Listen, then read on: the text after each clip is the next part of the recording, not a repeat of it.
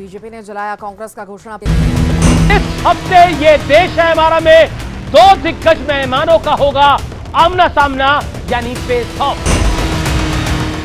हमने पासे अदब में इनको बंदा परवर कह दिया और आप ये समझे सच में बंदा परवर हो गए। तुम्हारे दोस्तों में कोई दुश्मन हो भी सकता है, ये एक्सपायर दवाएं हैं, रिएक्शन हो भी सकता है। बीजेपी और मुसलमानों का क्या रिश्ता है, मोदी और मुसलमानों का क्या रिश्ता है? इन्होंने हिंदू मुसलमान को लड़ाने के अलावा कोई दूसरा काम नहीं किया। जो तुष्टीकरण है या जो स्यूडो सेकुलरिज्म है वो रूम में टोपी और रोड पे तिलक वाला है। अखिलेश यादव जब ऑफिस खाली किए तो गंगा जल से शुद्ध किया गंगा जल से शुद्ध किया गया। तो 2024 में जब ये जाएंगे तो हम भी गंगा जल से ही सफाई करेंगे। नव फेल होगा और ना आपको ऐसा मौका मिलेगा। आप देख रहे हैं ये देश है हमारा, अमीश देवगन के साथ।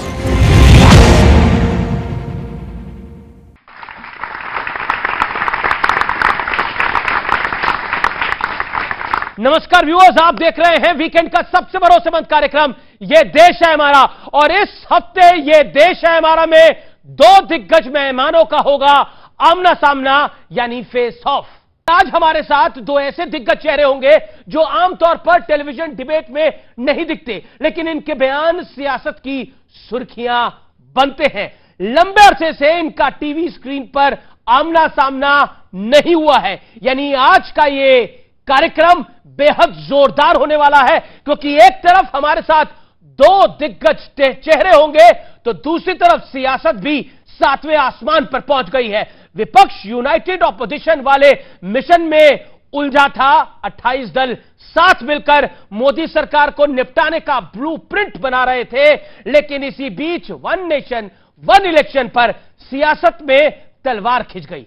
चर्चा है कि मोदी सरकार एक देश एक चुनाव पर एक कदम आगे बढ़ रही है और पूर्व राष्ट्रपति रामनाथ कोविंद को इससे जुड़ी एक कमेटी का अध्यक्ष भी बना दिया गया है। लेकिन दूसरी ओर विपक्ष ने मोदी सरकार के खिलाफ मोर्चा खोल दिया है। विपक्ष का कहना है यह सब मुद्दों से ध्यान भटकाने की चाल है और यह भी कहा जा रहा है कि बीजेपी विपक्ष की एकता से डर गई है, बौखला गई है और नरेंद्र मोदी को हार का डर सता रहा है। नए नए पैंतरे दिखा रही है मोदी की सरकार। तो आज इन तमाम मुद्दों पर जनता जनार्दन के बीच, एक्सपर्ट्स के बीच होगी देश की सबसे ज्यादा देखे जाने वाली चर्चा।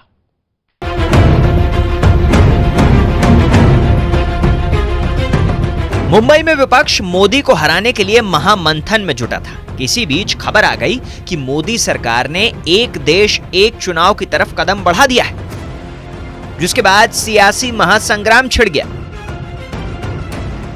क्या देश के अंदर तानाशाही है? अगर स्पेशल सेशन आपको बुलाना है, आपको विपक्ष को कॉन्फिडेंस में लेना चाहिए कि आप स्पेशल सेशन बुला रहे हैं। वन नेशन वन इलेक्शन देश की आवश्यकता है। ये सुधार मुझे लगता है मील का पत्थर होगा। तो विपक्ष की दिक्कत क्या है कि फील्ड के डिसडिंग और फिक्सिंग की कबड्डी में लगे हुए हैं। दुनिया को और देश को बेवकूफ बनाना बंद करें। देश के एजेंडा पे, इंडिया के एजेंडा पे चर्चा करें। भारतीय जनता पार्टी का वन नेशन वन इलेक्शन में छुपा हुआ एजेंडा है। वो भारत के जितने भी क्षेत्रीय दल हैं उनको समाप्त कर देना चाहती है। वन नेशन वन इलेक्शन ही आज की आवश्यकता है और इसलिए भी महत्वपूर्ण है। बार बार इलेक्शन विकास के कार्यों में बाधा पैदा करती है, क्योंकि इलेक्शन की एक प्रक्रिया को कम से कम 1.5 महीने का समय लगता है। अभी तो कमेटी रचा है, इतना घबराने का क्या जरूरत है? इसका कमेटी का रिपोर्ट आएगा, कमेटी का रिपोर्ट पब्लिक डोमेन में चर्चा होगा, पार्लियामेंट में चर्चा होगा। बिजनेस एडवाइजरी कमेटी को नहीं पूछे, अपोजिशन लीडर को भी नहीं बुलाए, किसी को बुलाए बगैर वो पार्लियामेंट का डेट देकर स्पेशल सेशन बुला रहे हैं। उधर विपक्षी गठबंधन इंडिया ने जुड़ेगा भारत जीतेगा इंडिया का नारा बुलंद किया। साथ ही 14 सदस्यों की कोऑर्डिनेशन कमेटी भी बना दी गई। कि अभी जो केंद्र में हैं अब वो हारेंगे, अब वो जाएंगे। आने वाले समय के अंदर पूरा भारत इकट्ठा होगा और इस अहंकारी, भ्रष्टाचारी, तानाशाही सरकार का पतन का कारण बनेगा। और अगर हम एक साथ मिलके चुनाव लड़ेंगे तो बीजेपी चुनाव जीत ही नहीं सकती। लेकिन बड़ी खबर यह भी है कि कई दलों के दबाव के बावजूद न तो सीट बंटवारे पर बात बनी और न ही विपक्षी गठबंधन का लोगो तय हो पाया। लेकिन आज सबसे बड़ा सवाल है कि क्या वाकई एक देश एक चुनाव को लेकर विपक्ष तनाव में है? आज इसी सवाल पर जनता के बीच होगी देश की सबसे बड़ी बहस। 2024 पर तनाव, एक देश एक चुनाव।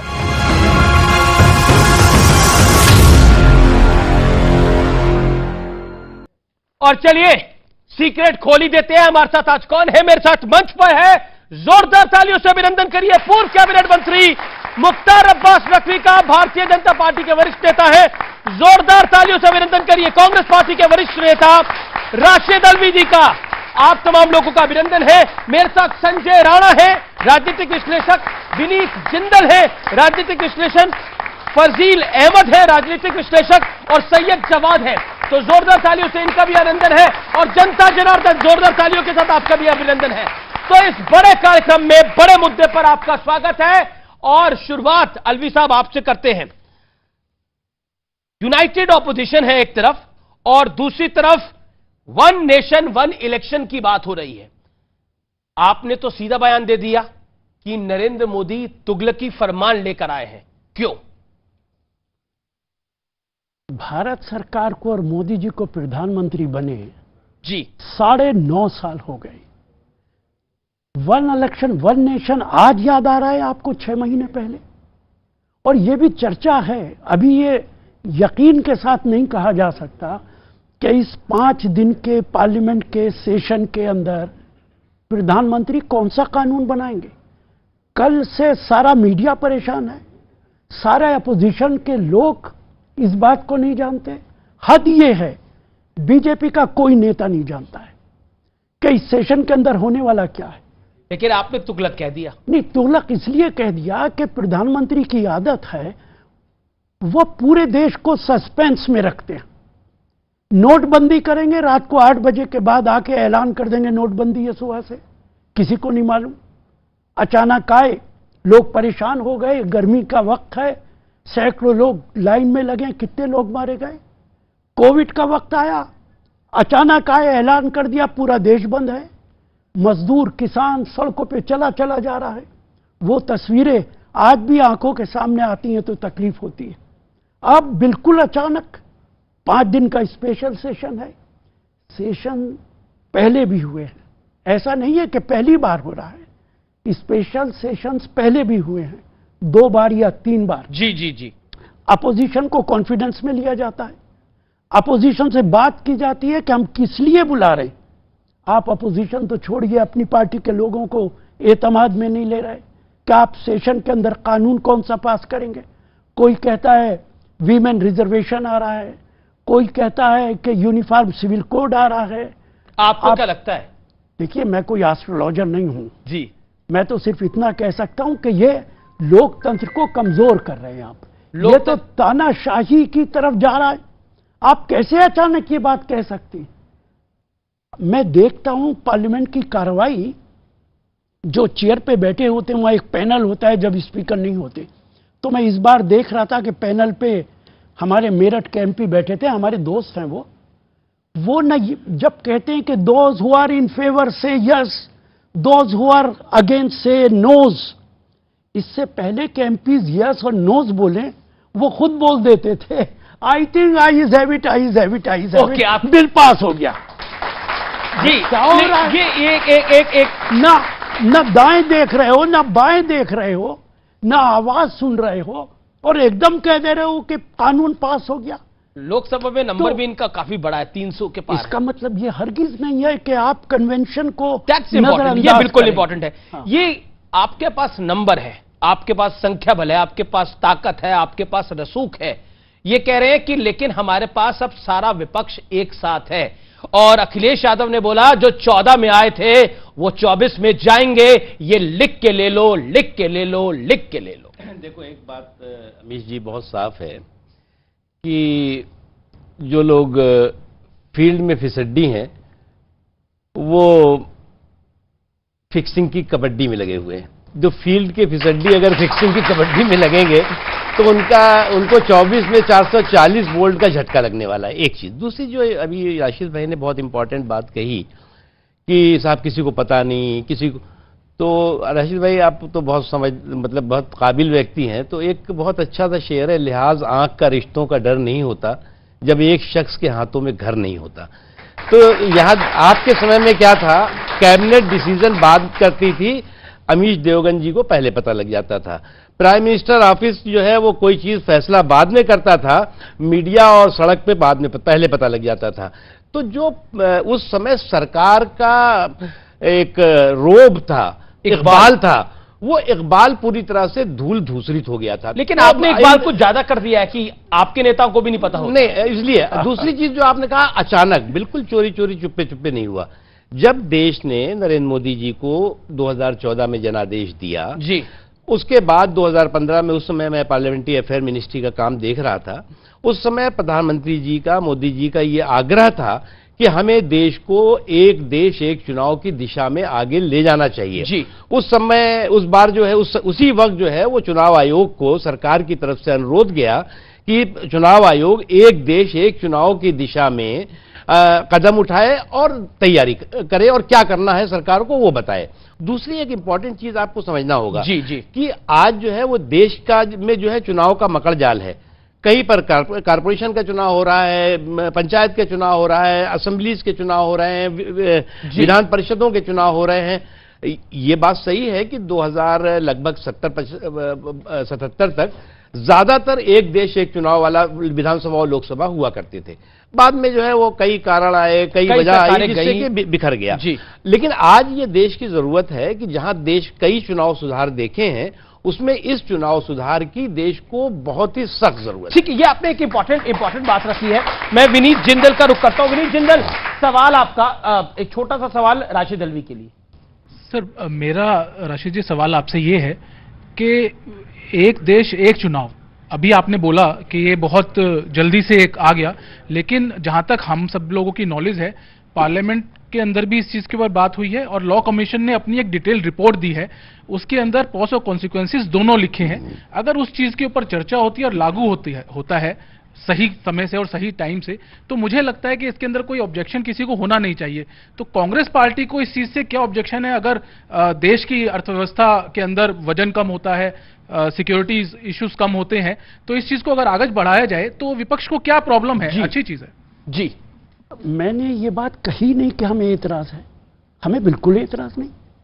अगर असेंबलीज और पार्लियामेंट का इलेक्शन एक साथ होता है, मैं अमेरिका गया, वहाँ गवर्नमेंट ऑफ अमेरिका का मैं गेस्ट रहा, वहाँ मैंने जो उनका बैलेट पेपर देखा, उन्होंने मुझे अपना इलेक्शन का सारा तरीक़ाकार बताया।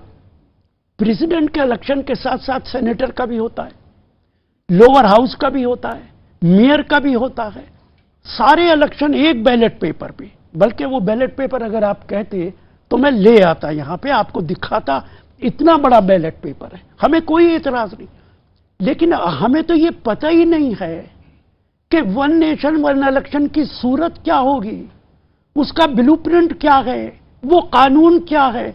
मेरे बहुत अजीज दोस्त हैं नकवी भाई, मैं इनसे पूछता हूं, आपने सारी बातें कह दी, क्या आप यकीन के साथ कह सकते हो कि यह कानून आ रहा है इस सेशन के अंदर? आप भी नहीं कह सकते, आप भी नहीं कह सकते ये बात कि यह कानून बनने वाला है। और आप सवाल कर रहे हैं जी, आप भी नहीं कह सकते कि यह कानून बनने वाला है। क्या ये लोकतांत्रिक मर्यादा है?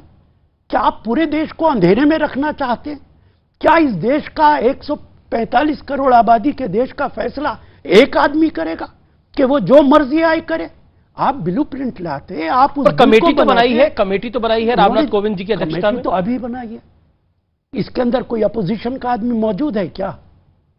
अपोजिशन के लीडर्स की मीटिंग बुलाते, आप कहते भाई ये बिल है।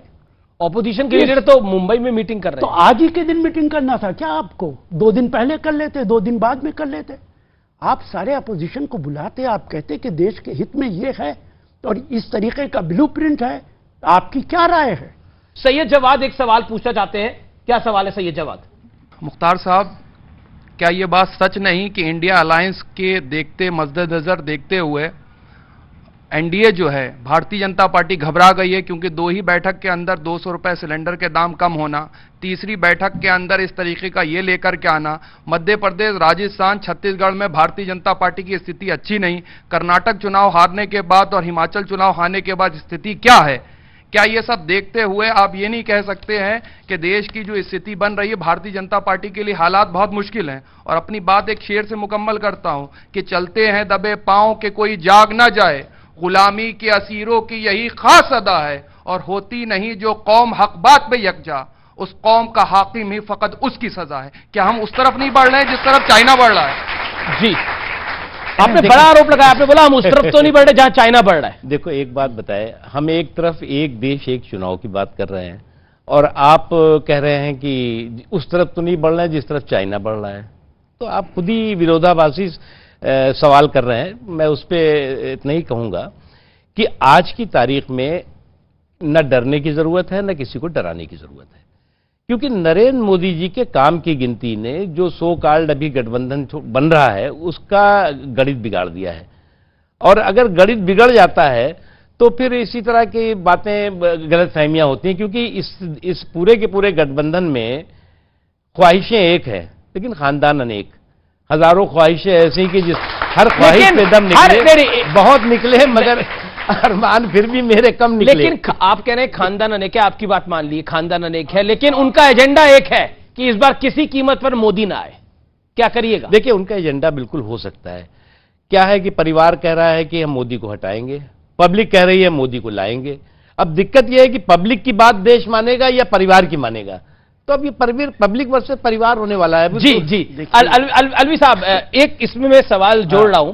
केसी वेणुगोपाल नाराज हो गए कपिल सिब्बल के वहां आने से, और फिर बीच बचाव राहुल गांधी ने करा, लोगों पर सहमति बन नहीं पाई, संयोजक बना नहीं पाए, कमेटी जरूर एक बना दी है।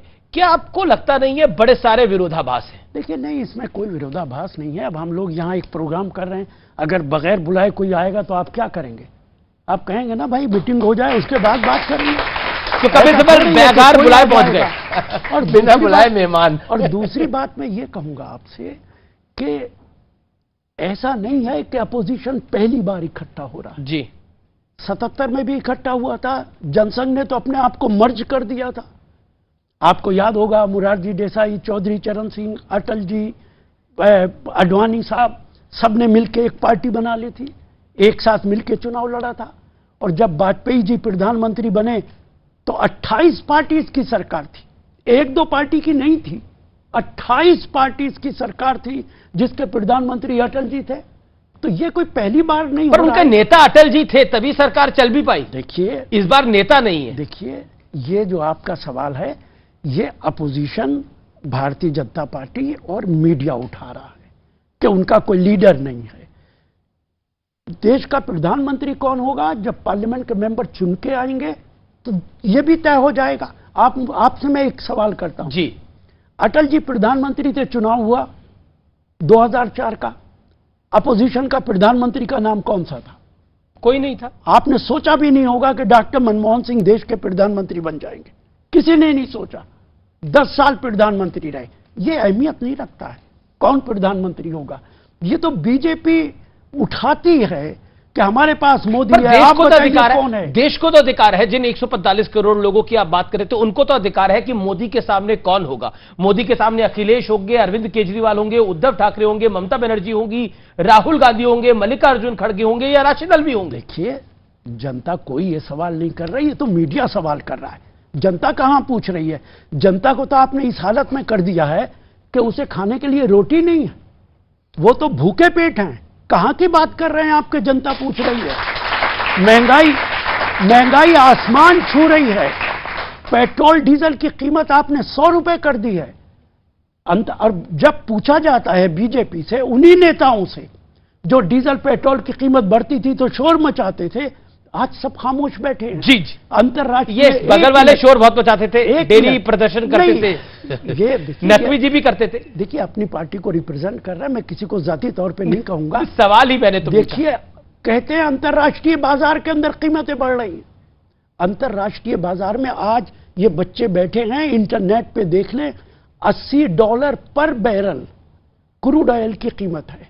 आज भी देख लें, $80 के आप रुपए बना लीजिएगा मल्टीप्लाई करके, और एक बैरल में 159 लीटर तेल होता है, डिवाइड कर दीजिए, 40 रुपए आएगा। देखिए एक मिनट नकवी भाई, 40 रुपए आएगा। जो चीज 40 रुपए में खरीद रहे हैं 100 रुपए में बेच रहे हैं। आप देश को गुमराह करने का काम कर रहे हैं, और इस पे आप कह रहे हैं कि हम जनता के साथ खड़े हैं। आप तो जनता का खून चूस रहे हैं। ओके, जनता का खून चूस रहे हैं, जनता भूखों मर रही है। जवाब देखिए, यूनिटी इन डाइवर्सिटी तो होता है, लेकिन यूनिटी इन डिप्रेशन नहीं होता। अब डिप्रेशन में तो सेपरेशन होता है, इससे ज्यादा कुछ नहीं होता है। मैं एक जो आपने कहा कि एकता हुई है, पहली भी हुई है, हाँ बिल्कुल हुई है। मैं तो अभी लेटेस्ट बता रहा हूँ, 2018 में भी एकता हुई थी, और हैदराबाद में या कहाँ मीटिंग हो रही थी और हाथ उठा उठा कर रहे थे, आवाज दो हम बेंगलुरु में कहीं हुई थी, आवाज दो हम एक हैं। और उसके बाद जिन्होंने मीटिंग ऑर्गेनाइज की वही इस मीटिंग से गायब हैं। और उसके बाद उन्होंने कहा था कि अब 2019 के चुनाव में हम मोदी जी को जो है वो सबक सिखाएंगे और मोदी जी को हटाएंगे। अब क्या हुआ था, 2014 में मोदी जी को 82-83 सीट मिली थी जी। फिर 2019 में जो है वो एनडीए को जो है वो 337-38 सीटें, और बीजेपी को अकेले 333 सीटें आ गई, 303 सीटें आ गई। तो ये जो अभी गलतफहमी है, मुझे लगता है गलत, लेकिन इस बार वो 303 ना आए, आप 200 से नीचे आ जाए, वही तो खेल खेल रहे हैं। इसीलिए हम कह रहे हैं कोई ये जो है वो वहां बैठ करके इस जुगाड़ के जमघट से जो है वो जनादेश के पनघट में नहीं पहुंचा जाता। जुगाड़ का जमघट जनादेश का पनघट जो है वो नहीं पहुंचाता। जुगाड़ का जमघट एक बहुत कठिन है डगर पनघट की। ओके, जुगाड़ का जमघट है और डगर जो है वो बड़ी कठिन है पनघट की। देखिए, एक लाइन में जवाब। देखिए, एक तो जो मुद्दा मैंने उठाया महंगाई का, उसका कोई जवाब नहीं दिया। मैं एक बड़े अदब से एक बात कहता हूं, आपको क्या परवाह इस बात की कि अपोजिशन इकट्ठा हो रहा है नहीं हो रहा है? आप तो 9 साल से हुकूमत चला रहे हैं। आप तो देश को यह बताइए कि 9 साल में आपने देश की तकदीर बदल दी है। आपने क्या क्या काम किया इस देश के लिए? आपने महंगाई खत्म कर दी, आपने अनएम्प्लॉयमेंट खत्म कर दिया। आप आरोप लगाते हैं कि ये तुष्टीकरण फैलाते हैं। मैं रीसेंट का एग्जांपल बताता हूं। बिहार सरकार, जिस सरकार में कांग्रेस भी शामिल है, वहां पर जन्माष्टमी, रक्षाबंधन समेत कई त्योहारों की छुट्टी खत्म कर दी गई है। छठ पूजा जैसे बड़े त्योहार की भी छुट्टी में कटौती की गई है।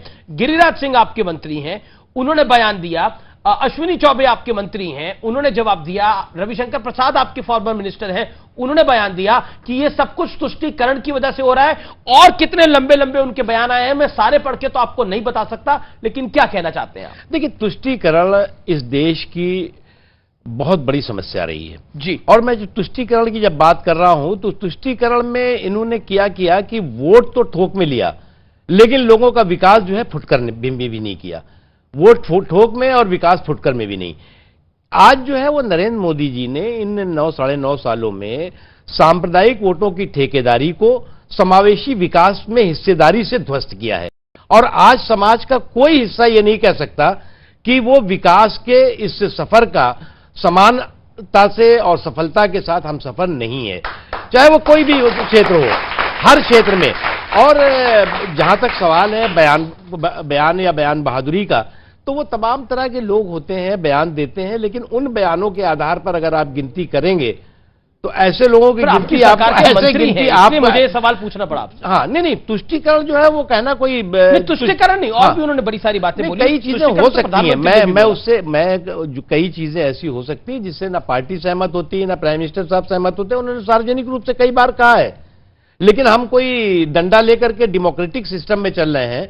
हमारे पास कोई ये डंडा तो है नहीं कि ये तुम बोलोगे तो तुम्हारा मुंह पे हम वो लगा देंगे, टेप लगा देंगे। जैसे कि अभी आप बता रहे हैं कि सिब्बल साहब पहुंच गए तो एक साहब नाराज होकर चले गए वहां से, तो बिना बुलाए मेहमान। अरे मेहमान जो हमारा होता है वो जान से प्यारा होता है भैया, उनको चाय वो पिला करके बैठालते। तो कि अभी से जो है वो आपने नजारा दिखाना, बिना बुलाए कोई चाय पीने आ जाए तो क्या करिएगा? अरे तब भी पिला देते हैं, तब भी पिलाते हैं लोग, तब भी जो है वो सम्मान। अरविंद केजरीवाल ने बोला तो मैं चाय पीने तब आऊंगा इस गठबंधन के अंदर जब मेरे बिल का समर्थन करोगे, तो पिलानी पड़ी चाय और समर्थन भी करना पड़ा। लेकिन राशिद अल्वी साहब, ये जो तुष्टीकरण का आरोप है, और मैं एक आंकड़ा लेकर आया हूं, लाल किले की प्राचीर से प्रधानमंत्री ने इस बार 9 बार तुष्टीकरण शब्द का इस्तेमाल किया और विपक्ष पे वार किया। और अभी रिसेंट का सुन लीजिए, ममता बनर्जी जब बैठक में पहुंची तो उनको भी तिलक लगाया जा रहा था, तो उन्होंने तिलक लगाने से इनकार कर दिया। तो बीजेपी ने कहा कि यही तो तुष्टीकरण है जिसकी हम बात करते हैं, तिलक से इनकार करते हैं लेकिन टोपी पहन लेते हैं। देखिए, इससे पहले कि मैं जवाब दूं, आपसे पूछूंगा तुष्टीकरण किसका तुष्टीकरण? तुष्टीकरण अक़लियतों का, अल्पसंख्यकों का। सीधी बात कीजिए ना। आप ये कहिए कि मुसलमानों का तुष्टीकरण हो रहा। मुसलमानों की हालत देश के अंदर देखिए आपने क्या है। तभी तो हुई सबसे अभी और ज्यादा कर दिया आपने। अभी और ज्यादा कर दिया। तुष्टीकरण ने उनकी हालत खराब की है। तुष्टीकरण का मतलब होता है कि आपकी तनख्वाह से ज्यादा आपको पैसा दे दिया जाए। यहां तो तनख्वाह नहीं मिल रही उसको। आपने कभी लव जिहाद का नाम सुना था क्या 9 साल से पहले? नहीं, केरल के सीएम ने बोला, केरल की हाई कोर्ट ने बोला। नहीं, उसे छोड़ दीजिए, अब बोला जी, आपने पहले बोला। 9 साल से पहले मैंने कभी नहीं सुना था कि लव जिहाद होता क्या है। अगर हिंदू मुसलमान लड़का और लड़की शादी कर ले, इसमें बीजेपी को क्या एतराज है? कहां से लव जिहाद आ गया? क्यों इसको ये है तुष्टीकरण। अच्छा, एक मिनट, एक सवाल मेरा छोटा। एक मिनट, हाँ बोलिए। बुलडोजर आप चला रहे हैं घरों पे। इस देश के अंदर 90% मकानात गैर कानूनी हैं। उत्तर प्रदेश, आप मेरे साथ चलिए, गांव का कोई मकान ऐसा नहीं होगा जो कानून के मुताबिक बनाओ। लेकिन आप एक समुदाय का बुलडोजर कर रहे हैं। आप इलेक्शन के बीच में बोल रहे हैं कि मुझे मुख्यमंत्री बनने दीजिए, गर्मी निकाल दूंगा। क्या मतलब है इसका? क्या मुख्यमंत्री को यह शोभा देता है कि आप चुनाव के बीच कहें? देश का प्रधानमंत्री यूपी में जाके कहते हैं कि जो कब्रिस्तान बने हैं, अगर कब्रिस्तान बनेगा तो मैं वो बनाऊंगा, फ्यूनरल की जगह बनाऊंगा, शमशान घाट बनाऊंगा। क्या प्रधानमंत्री को शोभा देता है? अगर ईद की बिजली आ रही है तो दिवाली की भी बिजली काफी सारे सवाल पूरे। क्या ये शोभा देता है? क्या ये शोभा देता है? क्या देश के अंदर ऐसे हालात पहले कभी थे? क्या ये शोभा कभी नहीं थे? पब्लिक ताली बजा रही है। जी। देखिए, आपने बहुत लंबी बातें करी, मैं बहुत उसको शॉर्ट में कहूंगा। आप कैसे कहते हैं कि देश में कभी ऐसे हालात थे? क्या देश में भागलपुर हुआ और जिसमें कि लगभग 2000 से ज्यादा बेगुनाह मारे गए, वो क्या मोदी जी के मुख्यमंत्री थे? जब ये भिवंडी हुआ और जिसमें कि हजारों लोग जो है जिनका कत्लेआम हुआ, क्या मोदी जी उस समय देश के प्रधानमंत्री थे? मलियाना हुआ जहां जिंदा लोगों को मार करके और ट्रक में जो है भर करके और तालाब में फेंक दिया गया। क्या तो क्या मोदी जी उस वक्त देश के प्रधानमंत्री थे? या देश का एक लंबी, हम 5000 से ज्यादा ऐसे दंगों की हम श्रृंखला बता सकते हैं। बिल्कुल। देखिए, आज जो है वो आप जो है वो बुलडोजर पर तो सवाल कर रहे हैं, बुलडोजर पर बवाल कर रहे हैं, लेकिन बलवाइयों और बाहुबलियों पर सवाल नहीं कर रहे हैं। जब बुलडोजर पे आपको बवाल करना है तो बलवाइयों और बाहुबलियों पे भी सवाल करना होगा। और जहां तक सवाल है कि योगी आदित्यनाथ जी ने जो बात कही उसका असर पड़ा है। अगर वहां पर सुरक्षा है, लोग चैन से रह रहे हैं, तो उसमें मुसलमान भी रह रहा है, हिंदू भी रह रहा है, सिख भी रह रहा है, ईसाई भी रह रहा है। और जो भी बलवाई, बाहुबली, बकैत है, उनको इस बात का एहसास है कि अगर हम बलवाई बन के, बाहुबली बन के, बकैत बन करके हम समाज को की सुरक्षा के लिए खतरा बनेंगे तो हमारा हश्र क्या होगा वो अच्छी तरह से जानते हैं। आपने बोला कि देश में ये जो पूरा विवाद है ये शोभा नहीं देता, लेकिन शोभा यात्रा पे पत्थर चलाना क्या शोभा देता है? और क्या हिंदू त्योहारों पर छुट्टी कम करना बिहार सरकार द्वारा, क्या वो शोभा देता है? जी, अभी नकवी भाई ने कितनी बातें गिनाई कांग्रेस के सरकार में क्या क्या हुआ। मुरादाबाद, 84 में भूल गया, 1944 जब सिखों का नरसंहार हुआ, 1984, मुरादाबाद, इलाहाबाद, आप देखिए तो सही, ये सारे कम्युनल राइट हुए। और इसके बाद भी आप कहते हैं कि मुसलमानों का तुष्टीकरण हो रहा है। ये दो चीजें एक साथ कैसे हो जाएंगी? एक तरफ तो आप सरकार पे इल्जाम लगाते हैं कि भागलपुर में 2000 मुसलमान मारे गए, मुरादाबाद में मारे गए, इलाहाबाद में मारे गए, तो क्या उनका कत्लेआम करना तुष्टीकरण है आपकी नजर में? इसको आप तुष्टीकरण बोलते? और जहां तक आपका सवाल है नूह का, नूह में जो कुछ हुआ है इससे ज्यादा भयानक वाकयात नहीं हो सकते। और उसके बाद भी आपने दोबारा यात्रा निकालने दी। उन्होंने कह दिया वीएचपी के नेता ने कि हम परमिशन नहीं लेंगे, परमिशन लेने की सरकार से कोई जरूरत नहीं है। मैंने कभी देश के अंदर ऐसा नहीं देखा कि कोई ऑर्गेनाइजेशन ये कहे कि बगैर परमिशन के चलेंगे और सरकार तमाशा देखती रहे? पर प्रोटेक्शन में या पारंपरिक कितना ही पारंपरिक वो थी, जलाभिषेक नहीं, तो लेना पड़ेगा। जलाभिषेक के लिए गए थे, शांतिपूर्ण गए, उन्होंने किसी की भी सौहार्द को वहां नुकसान नहीं पहुंचाया। मुझे लगता है इस पे कौन सी लोग गए, आप बगैर परमिशन के कैसे जा सकते? फिर कानून का क्या मतलब? नहीं, वो परमिशन फिर सरकार लेकिन मैं एक आपने, क्योंकि आपने ये बात बार बार बोली और आपकी तरफ से भी गई तुष्टिकरण की बात ये होती है कि मैं स्वामी प्रसाद मौर्य, जो कि अब आज इंडिया अलायंस के पार्टनर हैं, वो रामचरितमानस पर सवाल खड़ा करते हैं और सिर्फ रामचरितमानस पर नहीं कहते, वो कह देते हैं हिंदू धर्म पूरा धोखा है। और जब ये सब कुछ वो बोलते हैं तो उनकी पार्टी उनको प्रमोट करती है। तो दूसरी अगर यही बात किसी और धर्म के लिए बोली जाएगी तो बवाल मच जाएगा। देखिए, ऐसी किसी भी बात को आप मेरी आदत जानते हैं, मैं अपनी पार्टी की भी गलत बात को गलत कहता हूं। ऐसे किसी भी आदमी के बयान की जितनी निंदा की जाए इतना कम है। चलिए ब्रेक के लिए यहां पर हम रुकेंगे वीकेंड के सबसे भरोसेमंद कार्यक्रम में, और ब्रेक के तुरंत बाद वापस लौट रहे हैं। आप देख रहे हैं ये देश है हमारा, मुख्तार अब्बास नकवी बनाम राशिद अल्वी। मल्लिकार्जुन खड़गे या फिर राहुल गांधी, बेहतर पीएम कैंडिडेट कौन है आपकी राय में? अटल बिहारी वाजपेयी या नरेंद्र मोदी, बेहतर पीएम कौन है मुख्तार अब्बास नकवी आपकी राय में?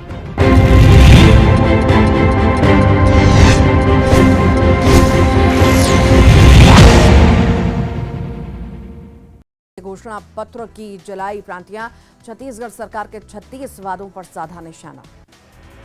राम वनगमन पर्यटन परिपथ का शुभारंभ, निर्माण कार्यों का सीएम बघेल ने किया लोकार्पण। रामायण महोत्सव में भी शामिल हुए सीएम बघेल। स्वास्थ्य कर्मियों का जेल भरो आंदोलन, सरकार के खिलाफ की जमकर नारेबाजी। नया रायपुर के तूता धरना स्थल से निकाली आक्रोश रैली। बलौदाबाजार में भीषण सड़क हादसा, बाइक सवार मां बेटे को तेज रफ्तार ट्रक ने रौंदा, हादसे में मां बेटे की दर्दनाक मौत। कांकेर में शादी का झांसा देकर युवती से दुष्कर्म, पीड़िता के गर्भवती होने पर परिजनों को हुई जानकारी, पुलिस ने कार्रवाई करते आरोपी को धर दबोचा। मुंगेरी में न्यूज 18 की खबर का बड़ा असर, वन पुलिस की अवैध भूमि पर कार्रवाई, ग्रामीण कर रहे थे लगातार शिकायत। सीएम भूपेश बघेल ने पीएम मोदी को लिखा पत्र, अन्य पिछड़ा वर्गों को लेकर लिखा पत्र, अलग कोड निर्धारित कर जनगणना कराने का किया अनुरोध। बीजेपी ने जलाया कांग्रेस का घोषणा पत्र, 2018 के घोषणा पत्र की जलाई प्रांतियां, छत्तीसगढ़ सरकार के 36 वादों पर साधा निशाना। राम वनगमन पर्यटन परिपथ का शुभारंभ, निर्माण कार्यों का सीएम बघेल ने किया लोकार्पण। रामायण महोत्सव में भी शामिल हुए सीएम बघेल।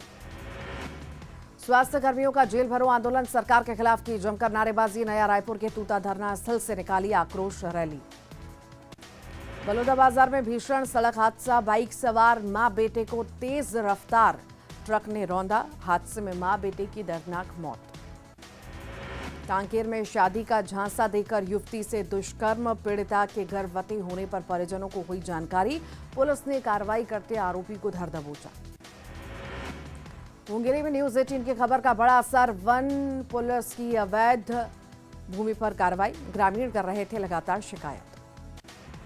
सीएम भूपेश बघेल ने पीएम मोदी को लिखा पत्र, अन्य पिछड़ा वर्गों को लेकर लिखा पत्र, अलग कोड निर्धारित कर जनगणना कराने का किया अनुरोध। बीजेपी ने जलाया कांग्रेस का घोषणा पत्र, 2018 के घोषणा पत्र की जलाई प्रांतियां, छत्तीसगढ़ सरकार के 36 वादों पर साधा निशाना। राम वनगमन पर्यटन परिपथ का शुभारंभ, निर्माण कार्यों का सीएम बघेल ने किया लोकार्पण। रामायण महोत्सव में भी शामिल हुए सीएम बघेल। स्वास्थ्य कर्मियों का जेल भरो आंदोलन, सरकार के खिलाफ की जमकर नारेबाजी। नया रायपुर के तूता धरना स्थल से निकाली आक्रोश रैली। बलौदाबाजार में भीषण सड़क हादसा, बाइक सवार मां बेटे को तेज रफ्तार ट्रक ने रौंदा, हादसे में मां बेटे की दर्दनाक मौत। कांकेर में शादी का झांसा देकर युवती से दुष्कर्म, पीड़िता के गर्भवती होने पर परिजनों को हुई जानकारी, पुलिस ने कार्रवाई करते आरोपी को धर दबोचा। मुंगेरी में न्यूज 18 की खबर का बड़ा असर, वन पुलिस की अवैध भूमि पर कार्रवाई, ग्रामीण कर रहे थे लगातार शिकायत। सीएम भूपेश बघेल ने पीएम मोदी को लिखा पत्र, अन्य पिछड़ा वर्गों को लेकर लिखा पत्र, अलग कोड निर्धारित कर जनगणना कराने का किया अनुरोध। बीजेपी ने जलाया कांग्रेस का घोषणा पत्र। 2018 के घोषणा पत्र की जलाई प्रांतियां, छत्तीसगढ़ सरकार के 36 वादों पर साधा निशाना। राम वनगमन पर्यटन परिपथ का शुभारंभ, निर्माण कार्यों का सीएम बघेल ने किया लोकार्पण। रामायण महोत्सव में भी शामिल हुए सीएम बघेल। स्वास्थ्य कर्मियों का जेल भरो आंदोलन, सरकार के खिलाफ की जमकर नारेबाजी। नया रायपुर के तूता धरना स्थल से निकाली आक्रोश रैली। बलौदाबाजार में भीषण सड़क हादसा, बाइक सवार मां बेटे को तेज रफ्तार ट्रक ने रौंदा। हादसे में मां बेटे की दर्दनाक मौत। कांकेर में शादी का झांसा देकर युवती से दुष्कर्म, पीड़िता के घर। प्रेजेंटेड बाय पेट सफा आयुर्वेदिक चूर्ण, पेट सफा तो हर रोग दफा।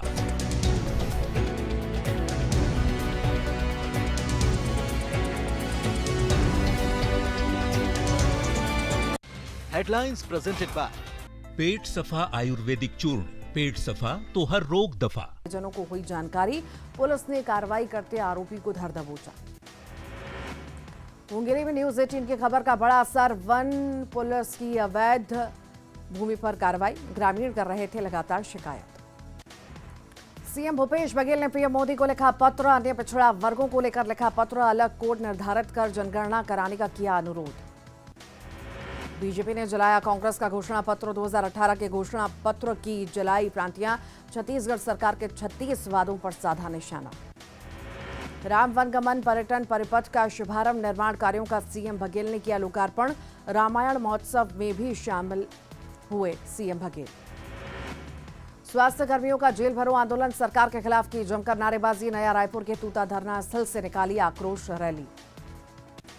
बलौदाबाजार में भीषण सड़क हादसा, बाइक सवार मां बेटे को तेज रफ्तार ट्रक ने रौंदा। हादसे में मां बेटे की दर्दनाक मौत। कांकेर में शादी का झांसा देकर युवती से दुष्कर्म, पीड़िता के गर्भवती होने पर परिजनों को हुई जानकारी, पुलिस ने कार्रवाई करते आरोपी को धर दबोचा। मुंगेरी में न्यूज 18 की खबर का बड़ा असर, वन पुलिस की अवैध भूमि पर कार्रवाई, ग्रामीण कर रहे थे लगातार शिकायत। सीएम भूपेश बघेल ने पीएम मोदी को लिखा पत्र, अन्य पिछड़ा वर्गों को लेकर लिखा पत्र, अलग कोड निर्धारित कर जनगणना कराने का किया अनुरोध। बीजेपी ने जलाया कांग्रेस का घोषणा पत्र। 2018 के घोषणा पत्र की जलाई प्रांतियां, छत्तीसगढ़ सरकार के 36 वादों पर साधा निशाना। राम वनगमन पर्यटन परिपथ का शुभारंभ, निर्माण कार्यों का सीएम बघेल ने किया लोकार्पण। रामायण महोत्सव में भी शामिल।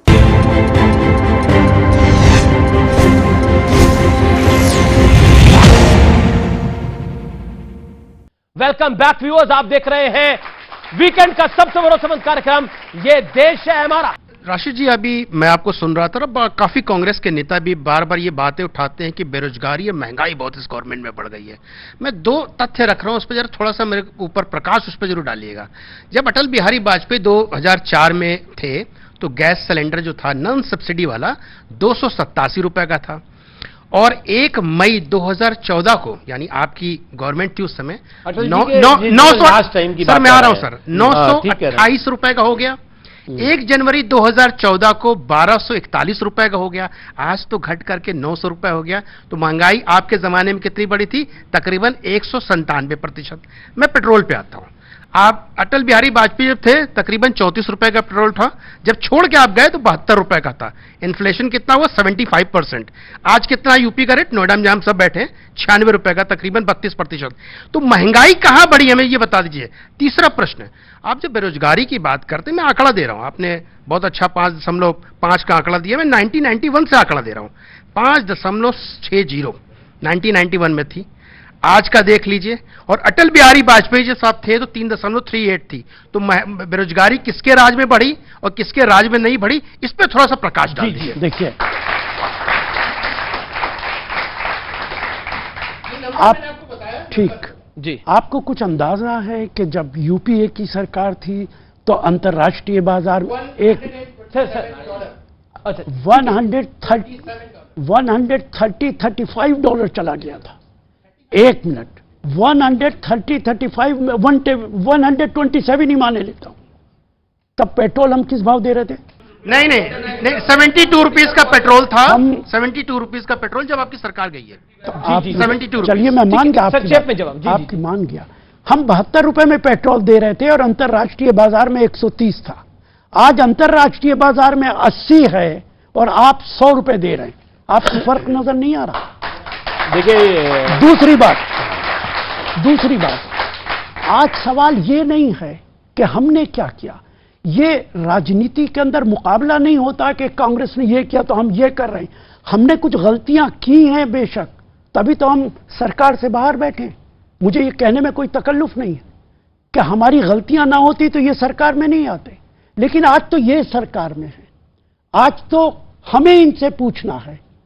हमने पासे अदब में इनको बंदा परवर कह दिया। बंदा परवर समझते हैं आप? एक मिनट, बंदा परवर कहते हैं कि किसी आदमी की बेपनाह इज्जत करना, उसकी तारीफ करना, आप ही सब कुछ हैं, आप ही सब कुछ कर रहे हैं। हमने पासे अदब में आपको बंदा परवर कह दिया और आप ये समझे सच में बंदा परवर हो गए। ये है फर्क। देखिए, अब जवाब नकवी जी की ओर से बनता है। नकवी जी, अमित जी, देखिए, अभी संजय जी ने जो बात कही, उन्होंने बहुत तर्कों और तथ्यों के साथ बात कही है। मैं उसको दोहराता नहीं। मैंने भी तर्क दिया है। नहीं, आपका भी तर्क है। लेकिन एक चीज आप समझिए कि जो पहले और आज में जो जमीन और आसमान का फर्क है। बिल्कुल। मैं महंगाई और ये सारी चीजें रोजगार के साथ जोड़ रहा हूं उसको। देखिए, पहले जो आपको भी पता नहीं याद होगा कि नहीं होगा, आपको भी याद होगा कि कोई भी पेट्रोल पंप ऐसा नहीं होता था जो हफ्ते में 2 दिन बंद नहीं हो जाता था, ड्राई नहीं हो जाता था, लिख दिया जाता था पेट्रोल डीजल नहीं मिलेगा।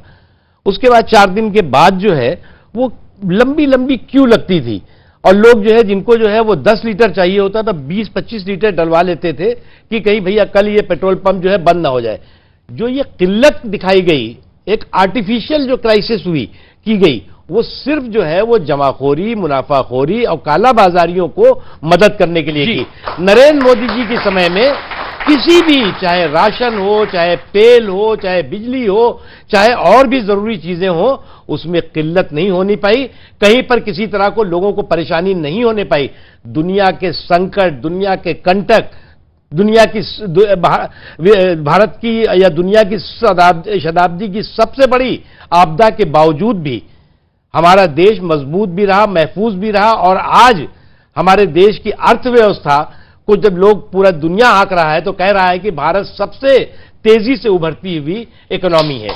जी, लेकिन मैं एक और स्टेटमेंट पर आता हूं और आपके पास आता हूं मैं, क्योंकि बात तुष्टीकरण की हो रही थी, सवाल महंगाई पर आया। लेकिन मणिशंकर अय्यर हैं, उन्होंने कह दिया कि पीवी नरसिम्हा राव कांग्रेस के प्रधानमंत्री नहीं थे, असल में बीजेपी के पहले प्रधानमंत्री पीवी नरसिम्हा राव थे। ये मणिशंकर अय्यर ने बात कही। क्या आप इस बात से सहमत है राशिद अल्वी? देखिए, नरसिम्हा राव निश्चित तौर से कांग्रेस के प्रधानमंत्री थे। तो मणिशंकर अय्यर ने क्यों कहा? अब ये मणिशंकर जी को बुलाना चाहिए आपको पूछने के लिए। आपकी राय क्या है? मैं तो कहा कि कांग्रेस के प्रधानमंत्री थे।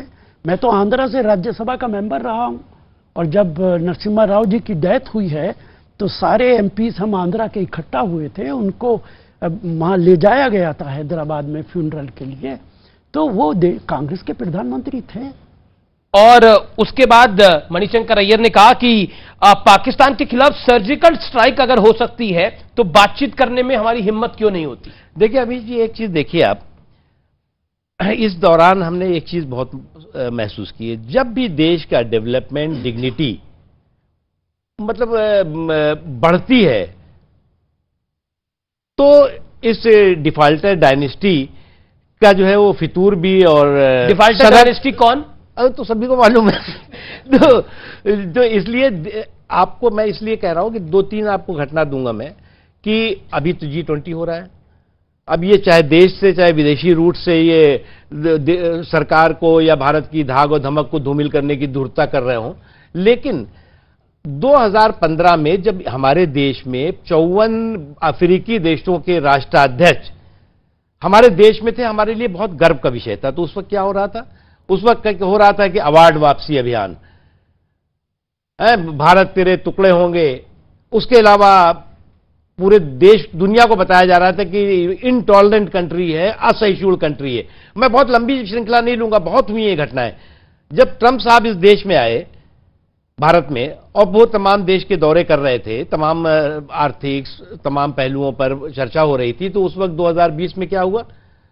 शाहीन बाग, और उस वक्त भी दिखाने के लिए देश का सेकुलरिज्म का, अब जो है इस वक्त जो है वो G20 हो रहा है, तो इस वक्त विदेशी रूट से जो है भारत को जो है वो बदनाम करने की। मणिशंकर अय्यर तो देसी है अपने, अब ये देशी विदेशी सब एक ही टाइप है इनके। अब मैं आपके नेता को कोट कर, अनुराग ठाकुर को कोट करता हूं मैं, राशिद अलवी। अनुराग ठाकुर कहते हैं मणिशंकर अय्यर के बयान के बाद अनुराग ठाकुर ने क्या कहा, हमारे इंटरव्यू में कहा, उन्होंने बोला कांग्रेस के कुछ नेता ऐसे हैं जो रहते तो भारत में हैं लेकिन उनका दिल पाकिस्तान में है, उनका शरीर यहां है, लेकिन रूह जो है कांग्रेसियों की पाकिस्तान में बस जाती है। देखिए एक बात बताऊं मैं आपको, मणिशंकर जी ने क्या कहा मैं नहीं कह सकता उन्होंने क्या कहा, लेकिन हमारे प्रधानमंत्री जब पहली बार प्रधानमंत्री बने, नवाज शरीफ को हमने बुलाया था कि आपने बुलाया था? आपने बुलाया था। उसके बाद आप दौरे पे गए थे बाहर दूसरे कंट्रीज के, नवाज शरीफ की बेटी की या किसी की शादी थी, बगैर दावतनामे के, प्रोटोकॉल तोड़ के आप चले गए वहां बिरयानी खाने के लिए। वो हम गए थे कि प्रधानमंत्री गए थे? कौन गया था? और आज मणिशंकर तो यही कह रहे हैं कि बातचीत कीजिए, उनको भी मुशर्रफ साहब को ही बुलाया था, और आज मोदी जी ने मुशर्रफ साहब को बुलाया, अटल जी ने बुलाया, अटल जी। और आज जब आप कह रहे हैं कि पाकिस्तान के साथ बात होनी चाहिए नहीं होनी चाहिए, वो रोज हमारे यहाँ आके लोगों को मारता है, हमारे फौजियों को मारता है। आप उनकी क्रिकेट मैच के लिए टीम बुला रहे हैं, क्यों बुला रहे हैं भाई? आप उनकी देखभाल करेंगे, उन्हें खाना खिलाएंगे, उनको सिक्योरिटी देंगे, ये कौन कर रहा है? कौन बुला रहा है? हम तो नहीं बुला रहे, देखिए सरकार बुला रही है। अटल जी के क्या बुलाने की जरूरत है आपको? अगर पाकिस्तान के साथ कोई रिश्ता नहीं रखना, क्या कहना चाहते हैं आपकी? आपने हाई कांग्रेस के कुछ नेताओं का दिल हिंदुस्तान में है लेकिन उनकी रूह पाकिस्तान में है। नहीं, मैं नहीं मानता कि रूह तो नहीं हो सकती। हो सकता है कुछ नेताओं की में जो है वो जिन्ना की आत्मा घुस जाती है, तो मैं क्या कर सकता हूं। बीजेपी और मुसलमानों का क्या रिश्ता है, मोदी और मुसलमानों का क्या रिश्ता है, क्योंकि आरोप बड़े सारे लगते हैं। ये मुझसे पूछ रहे हैं? मैं देखिए एक बात बताएं, तुष्टीकरण की जहां तक सवाल है, मैं प्रैक्टिसिंग मुस्लिम हूं, नमाज पढ़ता हूं, रोजा रखता हूं, आप भी प्रैक्टिसिंग मुस्लिम हैं, नमाज पढ़ते रोजा रखते, हमें कोई एतराज नहीं है कि हम टोपी पहने या तिलक लगाएं, लेकिन जो तुष्टीकरण है या जो स्यूडो सेकुलरिज्म है वो रूम में टोपी और रोड पे तिलक वाला है। ये जो हिपोक्रेसी है, ये जो दोहरा चरित्र है, ये शुद्ध रूप से लोगों को गुमराह करने वाला है। जहां तक मोदी जी का और मुसलमानों का सवाल है, मोदी जी ने कभी ये नहीं कहा कि मैं जो कुछ कर रहा हूं मुसलमानों के लिए कर रहा हूं, हिंदुओं के लिए कर रहा हूं, सिखों के लिए कर रहा हूं, ईसाइयों के लिए कर रहा हूं। वो हमेशा उन्होंने कहा जो भी हमारी सरकार या मैं कर रहा हूं वो 140 करोड़ हिंदुस्तानियों के लिए कर रहा हूं। हमारी जो है वो प्रतिबद्धता 140 करोड़ हिंदुस्तानी है, और इस चीज को उन्होंने साबित करके दिखाया है। अजीज कुरैशी कांग्रेस पार्टी के नेता हैं, उत्तर प्रदेश से आते हैं, पूर्व राज्यपाल रहे हैं। उन्होंने बोला एक हद तक बर्दाश्त करेंगे, लेकिन अब जब पानी हद से गुजर जाएगा तो मुसलमानों को ने हाथों में चूड़ियां नहीं पहन रखी हैं, तलवार उठाएगा। फिर 22 करोड़ लोगों में से अगर 1-2 करोड़ मर भी जाएं तो कोई हर्ज की बात नहीं है। क्या कहना चाहते हैं? देखिए, किसी भी मजहब का कोई आदमी अगर इस तरीके के बयानात, भड़काऊ बयानात देता है, उनकी निंदा की जानी चाहिए, वो चाहे कांग्रेस पार्टी का हो और चाहे भारतीय जनता पार्टी का जी। हो। अजीज कुरैशी साहब गवर्नर रहे, मैं उन्हें अच्छी तरह जानता हूं, लेकिन इस बयान की हिमायत नहीं की जा सकती है, ये मुमकिन नहीं है। लेकिन ये भी सच है कि इस देश के अंदर जब से बीजेपी की सरकार आई है, इन्होंने हिंदू मुसलमान को लड़ाने के अलावा कोई दूसरा काम नहीं किया। हर दूसरा नेता तो इन्हें मुसलमानों को पाकिस्तान भेजता है कि अगर पाकिस्तान भेज दिया, कभी चीन का नाम नहीं लेते। चीन ज्यादा बड़ा दुश्मन है हमारा, लेकिन आपने देखा होगा बीजेपी के लोग नाम पाकिस्तान का ही लेते हैं। चीन का टिकट महंगा है, वो टिकट महंगा होगा पाकिस्तान का नाम लेंगे कि पाकिस्तान भिजवा देंगे, इनका दिल तो पाकिस्तान। चीन का टिकट महंगा है, पाकिस्तान तो बाय रोड भी जा सकते हैं। हाँ बिल्कुल, आप ठीक कह रहे हैं जी। तो इन्होंने ऐसा नहीं, ये मतलब ये नहीं है कि वहां जाके रहो। कई लोग ऐसे भी कहते होंगे भाई लाहौर में कितनी अच्छे खाने पीने का दुकानें हैं, फूड स्ट्रीट है, बिल्कुल। तो ये तो इसलिए कहते हैं इतनी सार्थक चर्चा बड़े अरसे बात कर रहा हूं। आपका सवाल? अखिलेश यादव का जब ऑफिस खाली हुआ तो उसको गंगा जल से शुद्ध किया गया, तो क्या वो यादव जाति के हैं तो वो अशुद्ध हैं? अखिलेश यादव जब ऑफिस खाली किए तो गंगा जल से, सरकारी ऑफिस है, वो किसी धर्म का ऑफिस नहीं है, उसे देश के लोकतंत्र के तरीके से ही सफाई होनी चाहिए, लेकिन उसको गंगा जल से शुद्ध किया गंगा जल से शुद्ध किया गया। जवाब, इसमें क्या प्रॉब्लम है? इसमें प्रॉब्लम क्या है? जब अखिलेश जी आए हों, ओबीसी जाति के हैं तो अशुद्ध है। अखिलेश जी आए हों तो उन्होंने नहीं, शुद्ध का मतलब यह है कि वो शूद्र है तो इसलिए उनको अशुद्ध किया गया। भाई अखिलेश जी जब आए हों तो उन्होंने भी गंगा जल से उसको जो है वो, ये तो एक यहाँ की भारतीय परंपरा है भाई, इसमें कहाँ लगे हुए हैं? जब ये मान रहे हैं तो 2024 में जब ये जाएंगे तो हम भी गंगा जल से ही सफाई करेंगे। ऐसा है कि नंबर 1 फेल होगा और ना आपको ऐसा मौका मिलेगा। क्योंकि एक बात बताऊं आपको, तुम्हारे दोस्तों में कोई दुश्मन हो भी सकता है, ये एक्सपायर दवाएं हैं, रिएक्शन हो भी सकता है। आपकी तरफ से भी हो जाए अलवी साहब, क्योंकि फूकी हुई बंदूकों और छुटे हुए कारतूसों से कहां सपने पाल रहे हैं आप? ये आपको एक राशिद अलवी साहब, ये अरविंद केजरीवाल पर आप पूरा भरोसा करते हैं या नहीं करते? क्योंकि शीला जी को वो क्या कहते थे, मनमोहन सिंह को उन्होंने क्या बोला, क्या आपको लगता है कि, और अभी भी आपके स्टेट यूनिट्स चाहे दिल्ली के हो चाहे पंजाब के हो, वो कहते हैं कि हम इस पर भरोसा नहीं कर सकते? इनका जवाब बिल्कुल, हाँ बिल्कुल, हम तो इंतजार कर रहे हैं सर। तेरी दुआ है कि हो तेरी आरजू पूरी, मेरी दुआ है तेरी आरजू बदल जाए। हाँ, अब आप पूछिए। मेरा देखिए, केजरीवाल की पार्टी अलहदा है, हमारी पार्टी अलहदा, पर अब तो साथ आ गए ना। सुनिए ना, एक अलायंसेस हैं, सीट्स अरेंजमेंट होंगे, उस पर चुनाव लड़े जाएंगे। जो इंडिया का मेंबर है उस पर भरोसा करना पड़ेगा। ये तस्वीरों वाला राउंड है और मैं आपसे एक एक करके सवाल पूछूंगा, अलवी साहब आपसे भी और नकवी साहब आपसे भी। अलवी साहब आप ही से शुरुआत कर लेते हैं। मल्लिकार्जुन खड़गे या फिर राहुल गांधी, बेहतर पीएम कैंडिडेट कौन है आपकी राय में? राहुल गांधी। राहुल गांधी। अटल बिहारी वाजपेयी या नरेंद्र मोदी, बेहतर पीएम कौन है? मुख्तार अब्बास नकवी आपकी राय में? देखिए, अटल जी ने राजनीति की उबड़ खाबड़ राहों पे मोदी जी को चलना सिखाया, तो वो गुरु हैं और ये उनके शिष्य हैं, तो उसमें हम किसको आप बेहतर कहेंगे? गुरु गोविंद दो खड़े, काके लागे पांव, बलिहारी गुरु आपकी गोविंदियो बनाए। जी, अगला सवाल मेरा आपसे है, भगवंत मान और अरविंद केजरीवाल, आपकी ज्यादा पसंद कौन है? देखिए, वो दूसरी पार्टी का मामला, इसमें पसंद नापसंद का सवाल ही नहीं। एक तो पसंद होगी। केजरीवाल अध्यक्ष हैं, मान को तो मैं ज्यादा जानता नहीं हूं, केजरीवाल को जानता हूं। चर्चे तो दोनों के सुने होंगे आप। हाँ, लेकिन मैं ये कहूं कि दोनों में कौन बेहतर है? एक मुख्यमंत्री, एक पार्टी का अध्यक्ष है, दोनों अपने अपने काम कर रहे हैं। एक को चूज करना हो तो? नहीं, एक को चूज करना मेरी कोई मजबूरी नहीं है ना। चलिए, अगर आपको गठबंधन के लिए 2 विकल्प मिले तो आप केजरीवाल के साथ होंगे नकवी साहब या असाउद्दीन ओवैसी के साथ? हम तो मोदी जी के साथ होंगे। पर चॉइस एक है। ये तो अवैसी के साथ ऑलरेडी है, अवैसी तो पूरी मदद करते हैं। अब आपके लिए आ रहा है एक ऐसा सवाल, हेमंता बिस्वा शर्मा बेटर सीएम है या फिर योगी आदित्यनाथ? दोनों में से आपकी पसंद कौन सी है? दोनों मुख्यमंत्री की मर्यादाओं को पूरा नहीं करते, ना उत्तर प्रदेश का मुख्यमंत्री ना आसाम का मुख्यमंत्री। ज्यादा पसंद अच्छी कौन सी है? दोनों में से पसंद का सवाल ही नहीं। अच्छा, फिर ये बता, मैं दोनों के खिलाफ हूं। मैं सवाल पूछ लेता हूं, ज्यादा नापसंद कौन है इनमें से? दोनों नापसंद है।